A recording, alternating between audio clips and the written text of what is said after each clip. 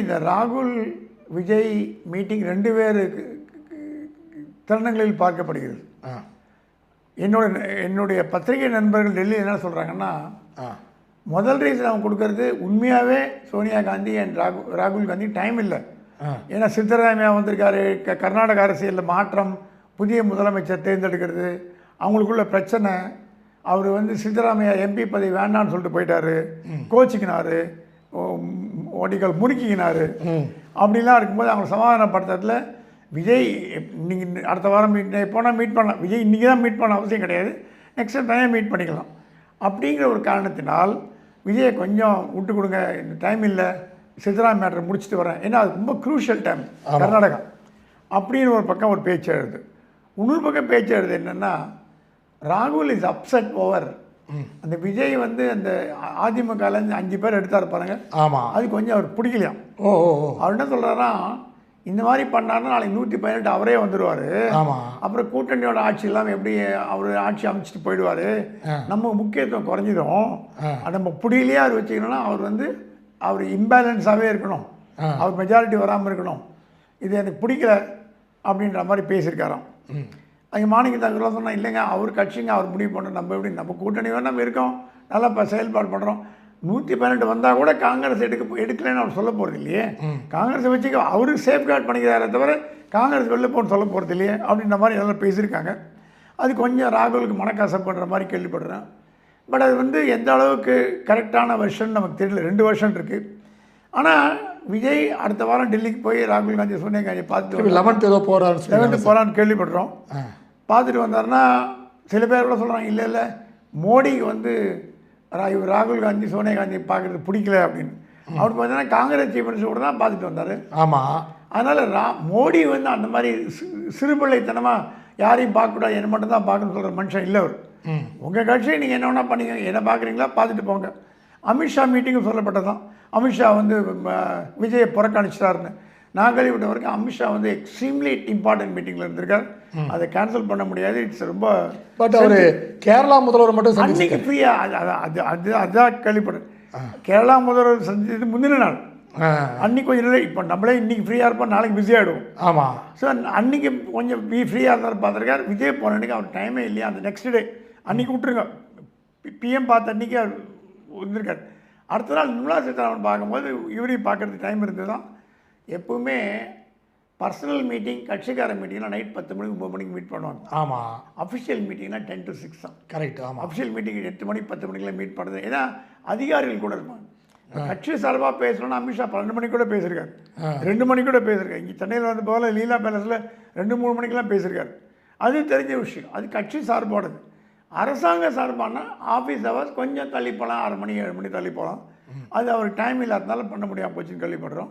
இது எது உண்மைங்கிறது வரும் வாரங்களில் கண்டிப்பாக நமக்கு தெரியும் சார். அப்புறம் அந்த திருவள்ளுவர் சிலை அது கூட அவர் திறப்பதற்கான ஏற்பாடுகள் செய்யப்பட்டிருந்தது, ஆனால் அதுவும் தள்ளி வைக்கப்பட்டது, அதாவது சொல்லப்படாமல் ரத்து செய்யப்பட்டதுன்னு சொல்லிட்டாங்க சார் விஜய் அவர்கள் போய் அதை பங்கேற்ற நிகழ்ச்சியாக. திருவள்ளுவர் சிலை தமிழ்நாடு அரசாங்கத்தின் செலவு செய்து ஜவஹர்லால் நேரு பல்கலைக்கழகத்தில் துவக்கப்பட்டது. ஜவஹர்லால் பல்கலைக்கழகம் இந்தியாவோட மூத்த பல்கலைக்கழகம் உண்டு, பிரபலமான பல்கலைக்கழகம். அது துணைவேந்தர் எவ்வளோ பேருக்கு தெரியும் தெரியல, சென்னை மயிலாப்பூர் மந்தவெளியை சேர்ந்த டாக்டர் சாந்தி ஸ்ரீ துலுப்படி பண்டிட் அவங்க தான் அதோட துணைவேந்தராக இருக்காங்க, சிறந்த கல்வியாளர்.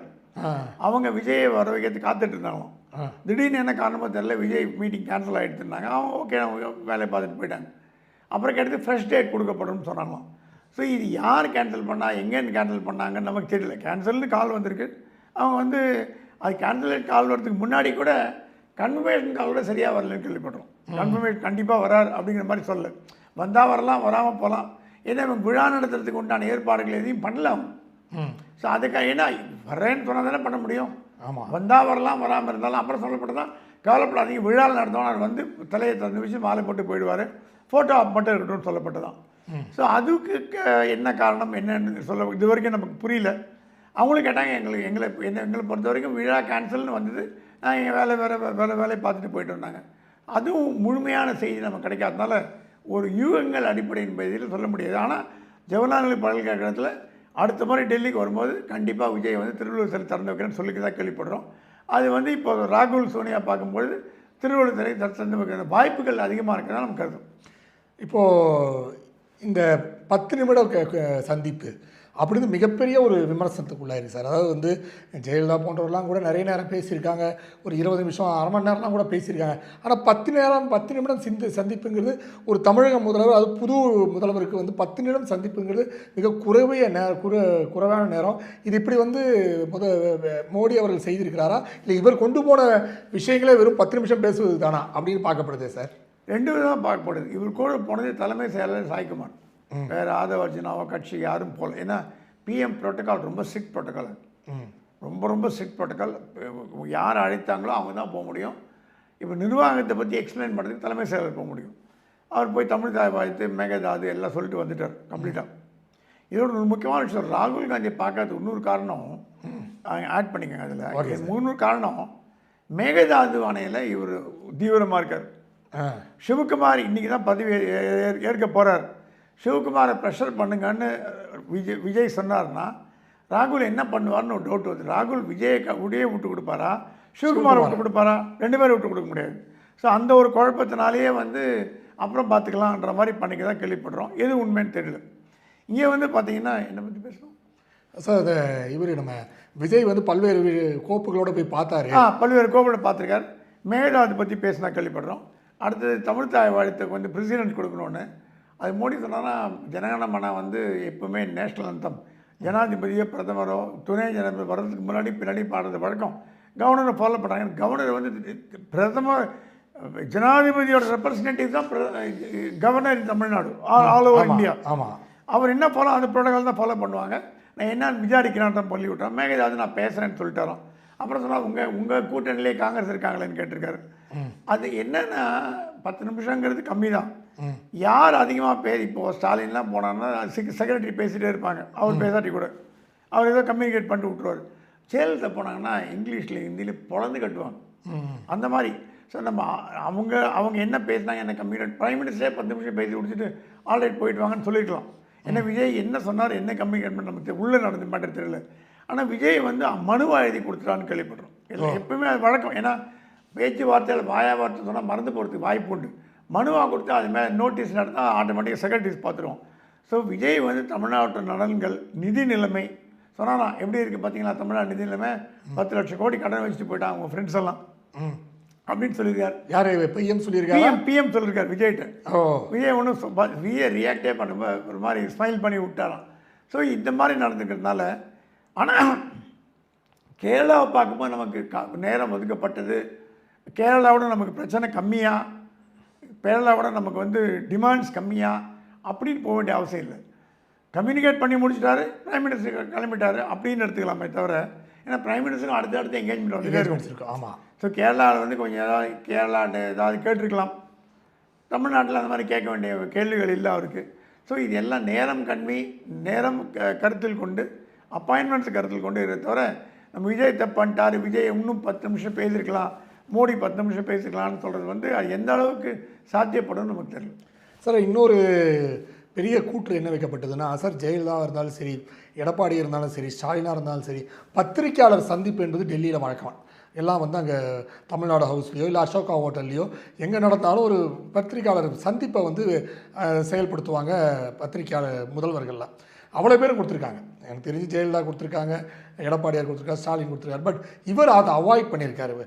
எல்லாம் கேள்வி கேட்டிருக்காங்க, அவாய்ட் பண்ணியிருக்காரு அப்படின்னு சொல்லப்பட்ட ஒரு சூழ்நிலை.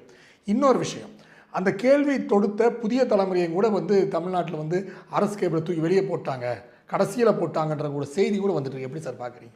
இல்லை, தமிழ்நாடு இல்லத்தில் டெல்லியில் உள்ள தமிழக பத்திரிகையாளர்கள் கூடுவது வழக்கம். நானே நிறைய வாட்டி பார்த்துருக்கேன். ஜெயலலிதா, ஸ்டாலின், கலைஞர் எல்லாருமே வந்து பத்திரிகையாளர்கள் கூட பேசுவாங்க. ஆனால் விஜய் என்ன ஸ்டாண்ட் கடைப்பிடிக்கிறாருன்னா மோடியோட ஸ்டாண்ட் எடுக்கிறாரோன்னு தோன்றது. மோடி வந்து பத்திரிகையாளர்களை சந்திப்பதை தவிர்த்து விட்டார். ஏன்னா அவரை பற்றி அசிங்கமாக எழுதினாங்க பத்திரிகையாளங்க. அவர் ஆட்சிக்கு வரது முன்னாடி கொலைகாரன், மர்ச்சன்ட் ஆஃப் டெத்து அப்படிலாம் எழுதி ரொம்ப கேவலப்படுத்தி அவர் ஆட்சிக்கு விடாமல் தடுத்ததுனால 90% பத்திரிகையாளர்கள் ஆன்டி மோடியாக இருந்தாங்க மோடி வரத்துக்கு முன்னாடி. இப்போ கதை மாறி போச்சு.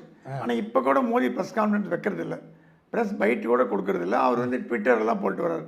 ஸ்டாலின் கூட ப்ரெஸ் கான்ஃபரன்ஸ் முழுமையாக கொடுத்தா கேள்விப்படல, இதை பைட் கொடுப்பார். அப்பப்போ கமெண்ட்ஸ் கொடுப்பாரு, அது நார்மல். விஜய் வந்து மீடியா ஹேண்டில் பண்ணுற பொறுப்பு ஆதவர்தி நாட்டை விட்டுட்டார் கம்ப்ளீட்டாக. ஆனால் நீங்கள் கேட்கலாம், டெல்லியில் வந்து சொல்லியிருக்கலாமேன்னு கேட்டுக்கலாம், அது தப்பு கிடையாது. அவர் வந்து இங்கே கிளம்பும்போது இவங்க மைக்கை பிடிச்சி பேசின மாதிரி தான் எனக்கு தெரியுது. கிளம்புற அவசரம் இப்போ அப்பாயின்மெண்ட் கிளம்புறேன், இப்போ ஹோம் மினிஸ்டர் அப்பாயின்மெண்ட்டோ ஃபினான்ஸ் மினிஸ்டர் அப்பாயின்மெண்ட்டோ பிரைம் மினிஸ்டர் அப்பாயின்மெண்ட்டோன்னா அந்த கிளம்பும்பொழுது அவரால் நின்று ஒரு 10 நிமிஷம் 15 நிமிஷம் பேசிட்டு போக முடியுமானா அது வாய்ப்பு இல்லை. ரெண்டாவது Z+ செக்யூரிட்டி, அவர் இறங்கி ஓப்பன்லலாம் பேச முடியாது, அது ஒரு காரணமாக சொல்லப்படுது. நீங்கள் இதை பண்ணியிருக்கலாங்க, அவர் ரூமில் கூப்பிட்டு வச்சு பேசியிருக்கலாங்க, கரெக்ட், அது பண்ணிக்கலாம். பத்திரிகைகள் வந்துட்டாங்களா, ரூமில் கூப்பிட்டு வச்சு பண்ணியிருக்கலாம். ஆனால் விஜயை பொறுத்த வரைக்கும் மீடியாவை மீட் பண்ணுறதில்லை அப்படின்ற ஒரு கொள்கை கருத்துணவோ இல்லை இப்போ கொஞ்ச நாள் அப்புறம் மீட் பண்ணலான்னு என்னமோ தெரில. மீடியா அதுக்கு என்ன காரணம்னா ஊன் பண்ணிட்டார். இந்த கரூர் சம்பவத்தில் 90% மீடியா தமிழ்நாட்டில் திராவிட மீடியா தான், இன்க்ளூடிங் நீங்கள் 2-3 சேனல் கூட சொன்னீங்க, எல்லாமே திராவிட கட்சிகளுக்கு ஆதரவாக தான் இருக்குது.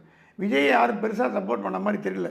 நம்மளை ஆதரிக்காத ஒரு பத்திரிகையாளர்களை இப்போ ஆட்சிக்கு வந்த பிறகு நம்மக்கிட்ட வராங்கன்னா கொஞ்சம் ஒதுக்கி வைக்கிறது பெட்டர் அப்படின்ற ஒரு மன ஓட்டத்தில் இருக்கலாமோன்னு நான் நினைக்கிறேன். அது உண்மையாக பொய்யான்னு தெரியுது சார். இப்போது இந்த நிகழ்வுகள்லாம் பார்க்கும்போது மத்திய அரசுக்கு இணக்கமாக விஜய் செயல்படுவார். ஏன்னா கூட வந்து ஒரு காங்கிரஸை கூட்டணியில் வச்சிருக்கிறாரு, கம்யூனிஸ்ட்டை கூட வச்சிருக்கிறாரு, இந்திய முஸ்லீம் லீக்கை கூட்டணியில் வச்சிருக்காரு, விடுதலை சிதையை வச்சிருக்காரு, எல்லாமே anti BJP minded persons parties. இவங்க இருக்கும்போது அவர் வந்து இனிமேல் பிஜேபியோட இணக்கமாக போவாரா? எப்படி திமுக வந்து பிஜேபியோட எகென்ஸ்ட் ஒரு செயல்பாடில் இறங்கினாலும் அதே மாதிரி இவரும் அது மாதிரி இருப்பார். ஏன்னா பார்த்தீங்கன்னா இந்த கல்விக் கொள்கை போன்ற விஷயங்களை எதிர்ப்பு, நீட் போன்ற விஷயங்களை எதிர்ப்பு, இப்படியெல்லாம் எதிர்ப்பு. இப்போ மேகதாதுக்கு வந்து அறிக்கை விட்டிருக்கார். ஸோ இது போன்ற விஷயங்கள் பார்க்கும்போது மத்திய அரசுக்கு இணக்கமாக இருப்பாரா? விஜயோட கருத்து பிரகாரம் நான் கேள்விப்பட்ட வரைக்கும் தமிழ்நாடு அரசும் மத்திய அரசும் நல் உறவு கொள்ளும். கவர்மெண்ட் ஸ்டாலின் மாதிரி இருக்காது, எதுக்கு எடுத்தாலும் போராட்டம், கருப்பு கொடி, அதுக்கு அதெல்லாம் ஒன்றுமே இருக்காது. பாஜக கொள்கை எதிரி, கட்சி வேறு அரசு வேறுன்னு பார்க்க விரும்புகிறார் விஜய். கட்சி பிரகாரம் நான் பாஜக எதிர்க்கிறேன், நீங்கள் எதிர்க்கேன், அது வேறு விஷயம். ஆட்சியை பொறுத்த வரைக்கும் government of Tamil Nadu will not go again government of India. இந்த கவர்மெண்ட் ஆஃப் இந்தியாவோட தலைவர் யார்? மோடி. ஸோ மோடியோட நல்லுறவில் இருப்பார், அது கண்டிப்பாக. ஏன்னா அவருக்கு சொல்லப்பட்டதான், மோடியை பகைச்சதுனால ஸ்டாலின் பட்ட கஷ்டம் உங்களுக்கு தெரியாதுங்க, ஒரு பைசா கொடுக்கல, எல்லாமே வந்து காலி பண்ணிட்டாங்க. அவர் மத்திய அரசாங்கம் உங்களுக்கு பிடிக்கிறதோ பிடிக்கலையோ, மாநில அரசாங்கம் என்ன சுயாட்சி போயாட்சின்னு கத்தனா கூட மத்திய அரசாங்கத்தை பகைச்சிக்கிட்டு ஆட்சி பண்ண முடியாது. அதுக்கு ஜனாதிபதி ஆட்சி வரணும்னு சொல்ல மாட்டேன், அதெல்லாம் இப்போ வந்து சுப்ரீம் கோர்ட் ரொம்ப கண்காணிச்சிட்டு வருது. ஆனால் குடைச்சல் கொடுத்து பணம் கொடுக்காமல் டிலே பண்ணலாம், ஜிஎஸ்டி வருமானத்தை கொடுக்கலாம், கம்மியாக கொடுக்கலாம், இல்லை வேறு விதமாக குடைச்சல் கொடுக்கலாம். அது இப்போ புது ஆட்சியை வந்திருக்க உங்களுக்கு வந்து மத்திய அரசாங்கம் தயவு தேவைப்படுறது. நீங்கள் மத்திய அரசாங்கத்தோட நல்லுறவு பாராட்டிட்டு கட்சியை என்ன பண்ணிங்க, அது உங்கள் இஷ்டம் சொல்லப்பட்டதான். ஆனால் நீங்கள் சொல்கிற மாதிரி நல்லுறவு அரசாங்கம் பாராட்டுறதை கூட கூட்டணி கட்சிகள் விரும்பாது. அவங்க 2வது ஸ்டாலின் ஆசைப்படுறாங்க. இந்த கூட்டணி கட்சிகள் என்ன ஒரு பிரச்சனைன்னா, பொம்மலாட்டம் மாதிரி விஜயை ஏற்கணும்னு பார்க்குறாங்க. அது முதல்ல அவங்களுக்கு கோபம். அந்த 5-6 அதிமுக எம்எல்ஏக்களை கட்சியில் சேர்த்து அவங்கள ராஜினாமா பண்ண வச்சு தேர்தலில் போட்டி போடுறது முதல்ல அவங்களுக்கு பிடிக்கல. இவங்க பிடிக்கலங்கிறது தான் விஜய் பண்ணாமல் இருப்பாங்க. விஜய் வந்து கூட்டணி நம்பி பர்பச்சுவலாக 5 வருஷம் வாழணுமா? ஏன் அவர் தனியாக ஆட்சி அமைக்கக்கூடாதா? அந்த உரிமை இல்லையா? கலைஞர் 99 சீட்டை வச்சுட்டு மைனாரிட்டி கவர்மெண்ட் கொடுக்கும்போது இங்கே கப்சிப்புன்னு பொறுத்துட்டு இருந்தீங்க இல்லைங்க, ஒரு வார்த்தை கேட்க முடியுதா? கூட்டணி நீங்கள் வாய மூடணும், நல்லா வாய முடிச்சு.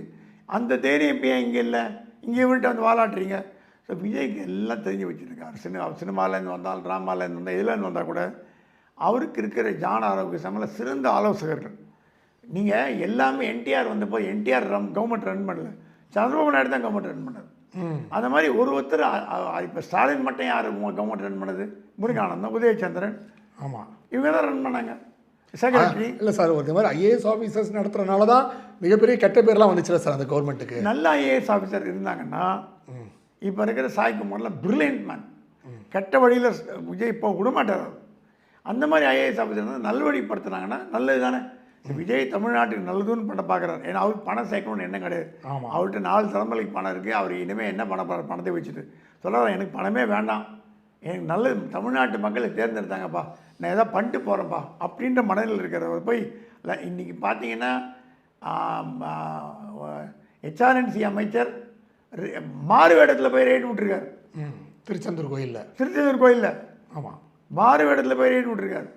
அந்த மாதிரி ஒரு விஷயங்கள்லாம் இது வரைக்கும் நம்ம கேள்விப்படாத ஒரு அது ரீல்ஸும்பாங்க, மீல்ஸும்பாங்க, மீம்ஸ் என்ன சொல்லிட்டு போகிறாங்க. எதிர்க்கணும் முனைக்க இன்னும் எதிர்ப்பாங்க. விஜய் நல்லாட்சி கொடுக்கறதுக்கு மோடி அரசாங்கம் தேவை வேணும்னா கண்டிப்பாக தேவை. அது மோடி செய்வார். விஜய் அதை மறுக்க மாட்டார்னு நினைக்கிறேன்.